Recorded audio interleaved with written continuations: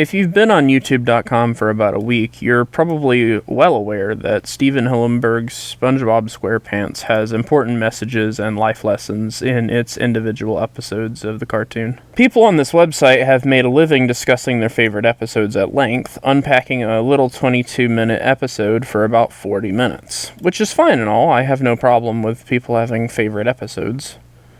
But of course, SpongeBob was not originally pitched to Nickelodeon as merely one episode of a cartoon.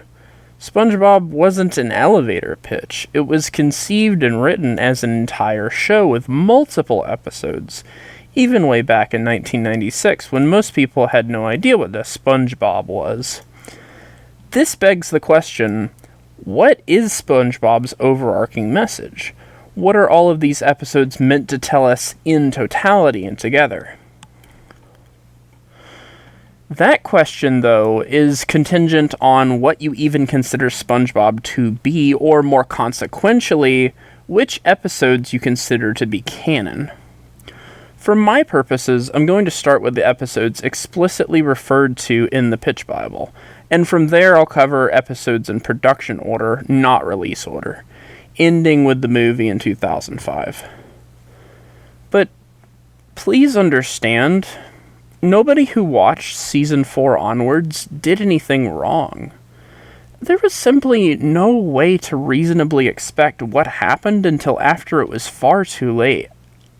I think in an attempt to raise the bar of discussion, we too often point fingers, when in reality, we're all wrong. We all make mistakes all the time. So it will be important to understand later exactly why Season 4 is a mistake and what we can learn in spite of it. But by far, the single biggest excuse people make when they actively stifle online discussion is that we shouldn't try to figure out what the show meant to its creator because it would be disrespectful. On the surface of it, telling people not to speak for a dead man seems like a call for respect and reverence. But the longer it's drawn out, and the more people who claim to be fans of the show continually postpone any analysis whatsoever, the more that notion just seems like, a facetious way to stifle discussion.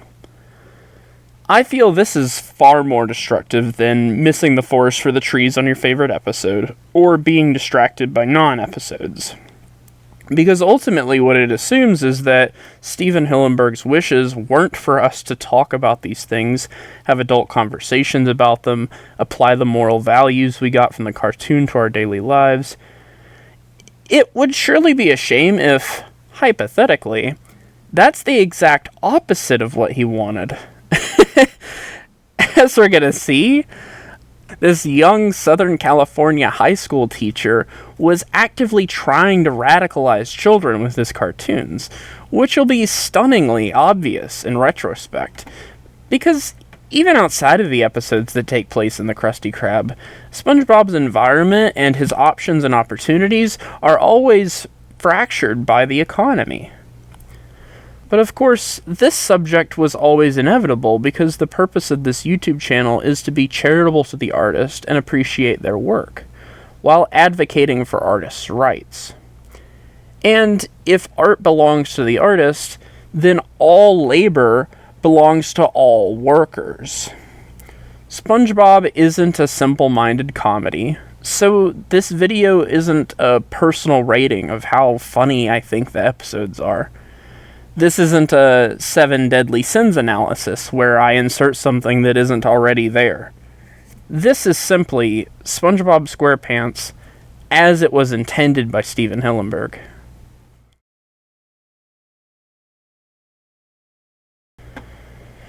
Okay, list of my required homework.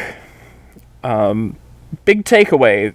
The material that Hillenburg was working with here was extremely contemporary. He's doing references to Ween. The Mollusk released June 1997.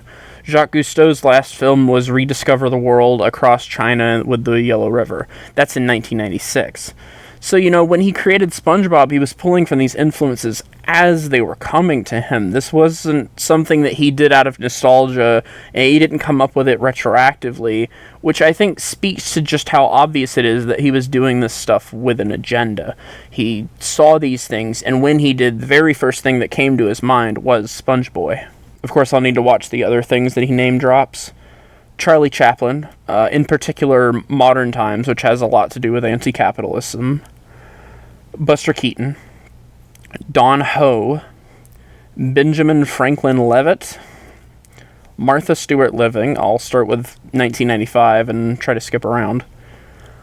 A big thing I'd like to get out there is comparing Green Beret and Wormholes to scenes from SpongeBob, because Hillenburg animated those himself, and I'd like to be able to showcase just how accurately some of these things get adapted into episodes. A lot of the concept art and the pitch Bible are one-to-one with shots from the show, and it's great to see how Hillenburg's voice is actually preserved in the final product. When I did my original video, the sore thumb that really stuck out to me from the pitch Bible was Sandy. Sandy gets a little more developed in the 1997 addendum, where he also adds Mrs. Puff. But I think it's important to figure out what the heck Sandy even is and show how she fits in with the rest of this. So obviously, yeah, the Krusty Krab episodes are all about how Mr. Krabs is greedy and there's unsafe working conditions, and that's pretty obvious. But then you have an episode like Rock Bottom, where SpongeBob gets off the bus at the wrong stop and gets stuck in a weird part of town in the middle of the night. I think a lot of viewers maybe didn't experience this until they became adults, but rewatching this now, it's very relatable. But these are SpongeBob's only options as a direct result of suburban sprawl.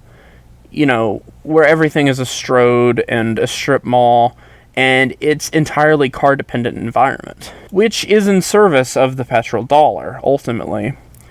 Pizza delivery also showcases this really very well. Hillenburg was photographing American transportation. But the society that we live in is propped up by a lot of greed and evil. How do you avoid participating in it? What alternative is there to commuting?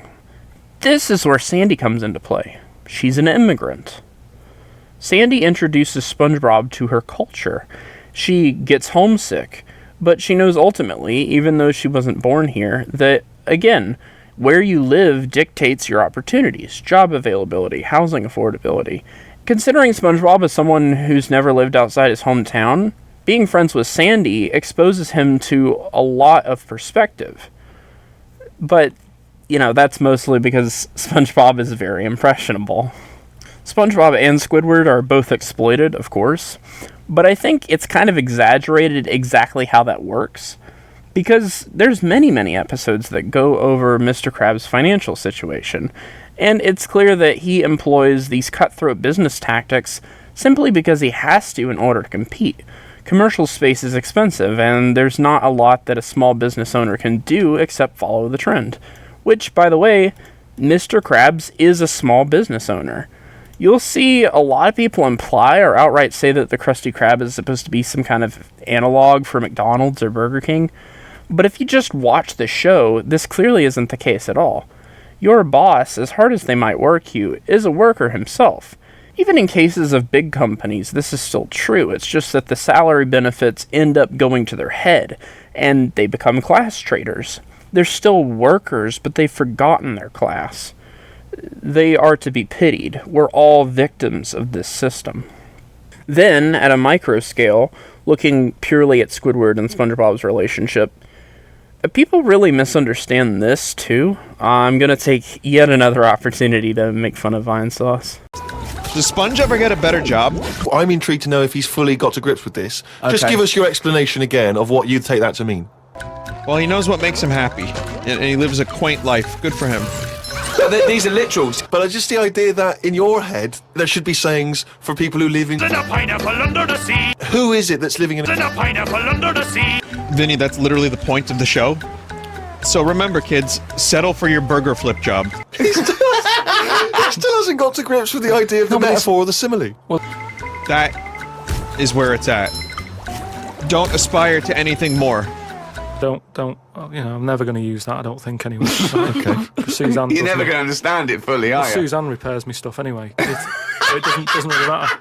But what about? Someone said I don't like this bit anymore. Listen, I'm just trying to analyze the show because I've never seen the show and I'm trying to understand what's happening. You see, I just prefer sort of, what you say is what you mean. What's the message? What's it trying to teach? What Hillenburg is trying to teach us with this image of a young sponge naively smiling in the face of oppression is that cognizance and bliss need not be mutually exclusive. You are poor. You are working class. But take pride in the life that you do have while you're here. Take that couch your neighbor is throwing out and drag it up the hill. When your coworker gives you a ride home, don't just say thanks and bye. Give them something handmade the next time you see them. This life is what you make it out to be. And if you show everyone around you your best effort, they'll be reminded that they can do their best too. The reason nobody wants to be a Squidward is because being jaded doesn't unite the proletariat. Not inherently, anyway. You're gonna catch more flies with honey than vinegar. Like, yeah, the news is propaganda, but if you look down your nose at a coworker for watching news in the break room, you're really not helping. The revolution isn't going to come in a single day. There's no reason to burn bridges like that.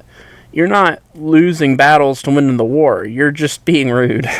Hillenburg dealing with this subject material and coming away with an optimistic perspective is unique and interesting, and you might not understand it at first.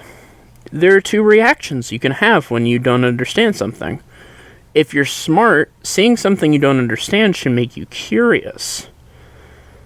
And unfortunately, that's not what Vinny's doing.